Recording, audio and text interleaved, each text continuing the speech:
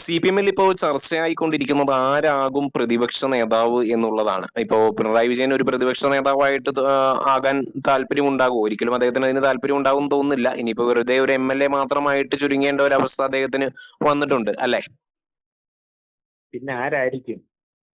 ഇപ്പോഴേ 35 MLA-മാരാണ്. 35 MLA-മാരെ എടുക്കുമ്പോൾ പിന്നെ ആരെയായിരിക്കും പ്രതിപക്ഷ നേതാവായിട്ട് എടുക്കാൻ പറ്റുന്നത്? ഒന്നാലോചിച്ച് നോക്കാം, നമ്മളൊന്ന് ആലോചിച്ച് നോക്കാം. വിലയിരുത്തി നോക്കിക്കഴിഞ്ഞാൽ അതാണ് അവിടുത്തെ സെക്കൻഡ് കേഡർ അവർ വളർന്നു വരാഞ്ഞതിന്റെ ഒരു വലിയ തകരാറാണത് പറയുന്നത്. രണ്ടാം നിരയെ എപ്പോഴും ഉയർത്തിക്കൊണ്ട് വരാത്തതിൻ്റെതായ കുഴപ്പങ്ങളാണ്.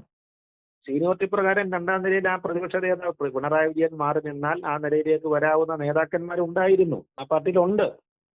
പക്ഷേ അവരാരും പറഞ്ഞില്ല, അതിൽ ചിലരൊന്നും ജയിച്ചില്ല. അങ്ങനെ നമ്മൾ പറയുന്ന KK ശൈലജ വനിതയാണെങ്കിൽ KK ശൈലജയെ പോലെ ഒരാൾ ജയിച്ചിരുന്നെങ്കിൽ തീർച്ചയായിട്ടും വന്നേനെ. അല്ലെങ്കിൽ പിന്നെ കൺവീനർ ഉണ്ടായിരുന്നു, TP രാമകൃഷ്ണൻ ഉണ്ടായിരുന്നു, അദ്ദേഹം ഉണ്ടായിരുന്നു. പക്ഷെ അദ്ദേഹം ജയിച്ചിരുന്നില്ല. അപ്പൊ അങ്ങനെ അവരുടെ തലയെടുപ്പുള്ള ഒരുപാട് ആളുകൾ പരാജയപ്പെട്ടു പോയി. ഇപ്രാവശ്യം മത്സരിച്ച് തലയെടുപ്പുള്ള ഒത്തിരി ആൾ പരാജയപ്പെട്ടു പോയി. വളരെ പ്രമുഖരായ കുറച്ച് പേര് മത്സരിച്ചില്ല. അങ്ങനെയൊക്കെയുള്ള സാഹചര്യങ്ങളാണ്. രണ്ടാം നിര വരാഞ്ഞത് കൊണ്ടുള്ള തകരാറാണ്. എല്ലാം ഒരു വ്യക്തിയിലേക്ക് കേന്ദ്രീകരിച്ചു, അല്ലേ? എല്ലാം മുഖ്യമന്ത്രി പിണറായി വിജയനിലേക്ക് കേന്ദ്രീകരിച്ചത് കൊണ്ടുണ്ടായ കുഴപ്പങ്ങളാണ് പാർട്ടിക്ക് സംഭവിച്ചിരിക്കുന്നത്. ഇതിന്റെ പഴിദോഷം മുഴുവൻ അദ്ദേഹത്തിന് കിട്ടി, അല്ലേ? പഴിദോഷം മുഴുവൻ അദ്ദേഹത്തിന് കിട്ടി. ഇപ്പൊ എന്റെ ബാക്കിയല്ലേ ഒരു കണക്കിന് പറയുകയാണെങ്കിൽ അദ്ദേഹത്തിന് എന്തിനാണ് ഇങ്ങനെ കുറ്റപ്പെടുന്നതെന്ന് ഇപ്പോൾ നമുക്കൊരു സംശയം തോന്നുന്നുണ്ട്. കാരണം സംഭവം ശരിയാണ്, ഇതൊരു മുന്നണിയല്ലേ ഭരിച്ചത്. മുന്നണിയിൽ അദ്ദേഹത്തോടൊപ്പം തന്നെ ഭരിച്ച ആർക്കും വേറെ കുറ്റപ്പെടുത്തലുകളില്ല.